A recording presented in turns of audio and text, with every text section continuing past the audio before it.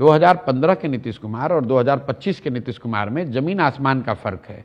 नेता के तौर पर, प्रशासक के तौर पर और व्यक्ति के तौर पर। नेता के तौर पर नीतीश कुमार 2014 में चुनाव नहीं हारे थे, उनका दल लोकसभा में हारा था, उनके सांसद 2 जीते थे। तो नीतीश कुमार में राजनीतिक मोरालिटी बची हुई थी, उन्होंने पद से इस्तीफा दे दिया, मांझी जी को मुख्यमंत्री बनाया। आज नेता के तौर पर नीतीश कुमार चुनाव हार गए हैं। 2020 में 243 सीटों के विधानसभा में उनको 42 विधायक जीता है, लेकिन राजनीतिक मोरालिटी को ताखा पर रखकर कभी भाजपा के साथ, कभी लालू के साथ मिलकर सरकार बना रहे हैं। अब आ जाइए प्रशासक के तौर पर। 2014-15 में जिस नीतीश कुमार की मैंने मदद की थी, उनकी छवि थी सुशासन की। तब पूरे देश में ये चर्चा थी, बिहार में चर्चा थी कि 2005 के बाद बिहार में सुधार शुरू हुआ है।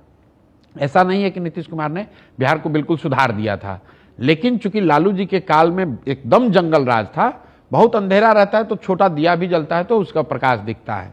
लोगों को, हम जैसे लोगों को, पूरे बिहार को ये लगा था कि भाई सुधार शुरू हुआ, इसलिए नीतीश कुमार की मदद की जाए। इसीलिए जनता ने उनको 117 और गठबंधन को 206 सीट जिताया। आज नीतीश कुमार की छवि क्या है उनके प्रशासन की? लोग बता रहे हैं कि लालू जी का राज जो था वो अपराधियों का जंगल राज था, नीतीश का जो राज है ये अधिकारियों का जंगल राज है।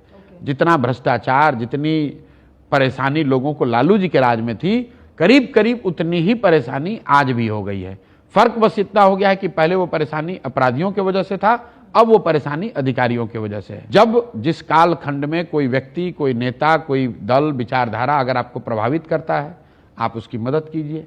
लेकिन नागरिक होने के नाते वही संविधान आपको ये बताता है कि अगर वो व्यक्ति, वो दल आपके या समाज के आशा अपेक्षा के अनुरूप काम नहीं कर रहा है, तो आपकी ये जिम्मेवारी है कि जितनी मजबूती से आपने उसकी मदद की थी, उससे ज़्यादा मजबूती से उसका विरोध कीजिए। अगर नहीं करेंगे तब तो आपके परिभाषा के हिसाब से देश में राजतंत्र हो जाएगा।